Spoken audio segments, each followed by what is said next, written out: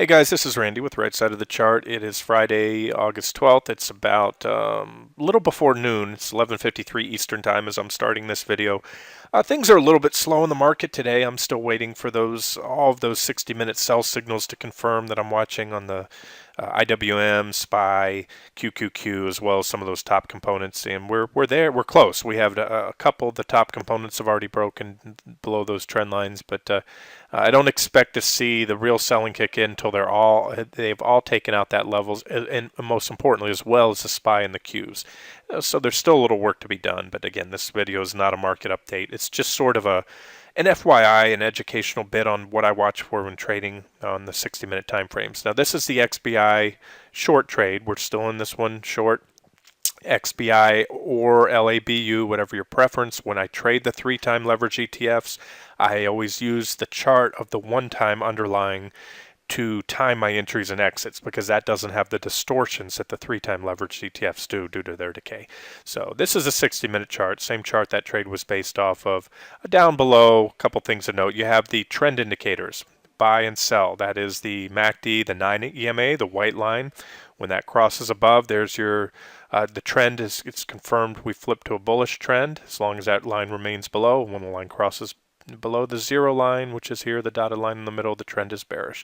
So I pointed this out the other day. We had one whipsaw signal, very brief and shallow. Now, what I want to point out is here's where we're at today. Here's a counter trend bounce. And, it was very likely we'd have at least one counter trend bounce before hitting that target. And this is where it set in. Unfortunately, we almost made it to the target, came very close. But didn't get there, and that's fine. The counter trend bounce kicked in. You can see it also happened right around that. I keep a 130 exponential moving average and 130 period on the 60-minute charts. A lot of securities, they tend to do a good job of defining trends and also acting as support, as you see here, here so far. We had a gap down below it there, so something to note, but I don't put too much stock in there. It's just something to watch. But what I do put a lot into are these divergences and trend indicators, and that's what we'll talk about here. To the left of the chart, it goes off to the left. This bullish falling wedge we had, confirmed with bullish divergences. Everything I like to see. My trading style is simple.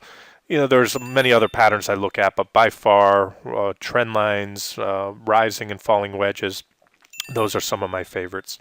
So you see we had the breakout back there, trend indicators went bullish, and now what I want to get at here is where these trends usually end, and what I look for is divergence. And so if we look at where this trend ended back here, we could probably also draw a trend line. I don't have that on there, but you could certainly put a trend line up there. And so you see a breakdown and a back test.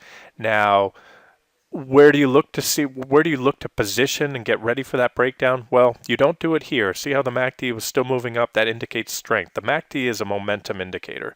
And so with these divergences, that just shows waning momentum. In other words, the momentum is slowing. So at this point, you can see the MACD was turning down, and it did make a lower high here, but it went on to make another lower high right there. So at that point, we had negative divergence, and more importantly, the divergence was confirmed here on the histogram for that 1333 pair. Flat line divergence there. We had virtually equal highs. It might have been a slightly higher. Yeah, it was about equal high there. So, excuse me, you had a divergent high, breakdown and backtest.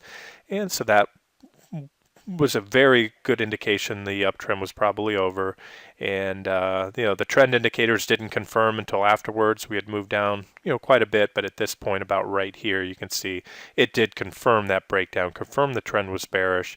And so there was quite a bit more downside. It caught maybe 2/3 of the trend after the trend indicators confirm. But the divergence and the trend line break, as always, those are your cues. That's where I usually get in short there. Now, there's a downtrend. That downtrend ended abruptly, but we did have, before it ended, and even though those divergences were burned through, you could see this was warning here of an impending trend change. You had bullish divergences down there. And again, this one was a little funky because we had this washout kind of flush down move. My guess is I believe that was one big component in the biotech sector. I think on an earnings miss back then. You could look that up, but that's what I believe that was. And so the trend was already waning at that point. We had a flush out move, washout move, high volume capitulation sell off, and then shortly afterwards, even though, well, you know what? I could take that back. We might have had very close to putting in a divergent low. We didn't quite because that flush out move took the indicators a little bit below. But again, that's what I was looking for, or would have been looking for. I don't know if I wasn't trading actively. I had a long-term position that I'm in XBI or LABU as a short, but I haven't been actively trading. But I did add up on this recent breakdown here, and this is more for a trade. I'm looking to just get to this point on those shares and cover. All right, moving forward. So here we go. We began a new uptrend at that point. We almost had divergence, but not quite there. The histogram made a higher high, but you can see there was some divergence there on the MACD.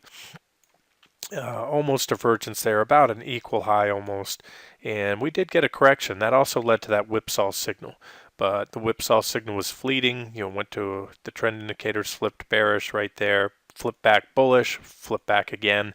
And also I'll say this, when you start seeing back, forth, and very little crosses between the lines, the direction is indeterminate at that point. Step back.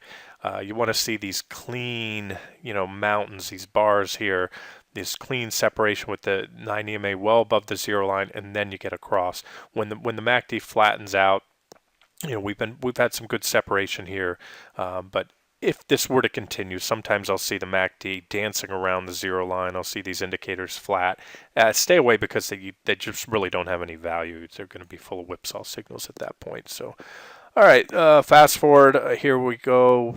Follow that trend. We didn't have divergence. You can see the MACD was making higher highs, higher highs, higher highs. All of a sudden, from this point, we started going down and we made lower highs on the histogram, lower highs on the RSI. So very clean negative divergence, and that's why added this one as a short trade. I was watching, waiting for there. That's why I didn't add this as a short trade back here. It wasn't added back there. That trend wasn't long enough. This is a nice extended trend. You can often eyeball just how long these trends go. When the overall trend is up, you're going to have the green bars are going to be a little higher, indicating a longer bearish trend than the corrections.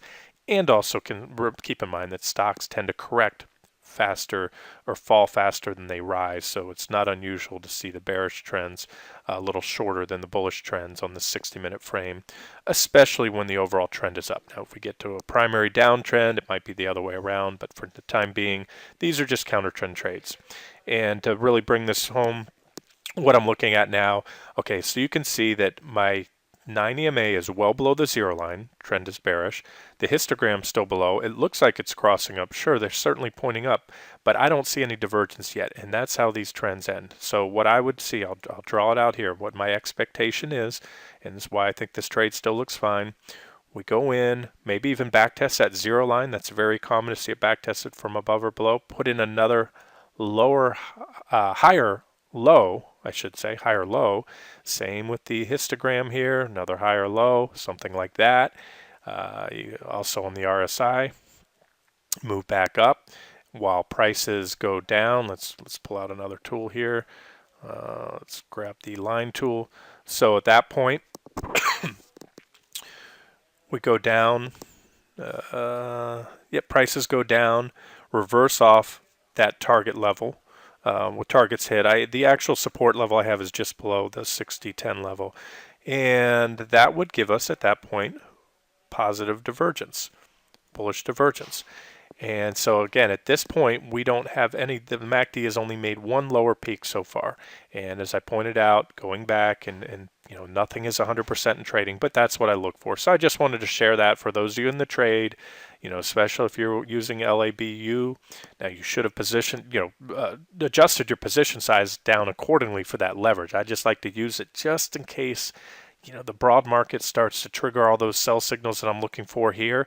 That would open the door for a much bigger move down in XBI. And although my current plan is just to, short this thing down to the 60-10 level, if the broad market starts breaking down and doing so impulsively, smashing through those support levels, the trend indicators all flipping bearish on the Qs, IWM, the SPY, then that will almost certainly bring the biotechs down with it, and then I can hold on to that LABU short for potentially weeks or months, and then let the decay work for in my favor, as that this is a very volatile ETF. So that was my reasoning for using LABU. But whether LABU, XBI, whatever you're trading, that's what I'm looking for.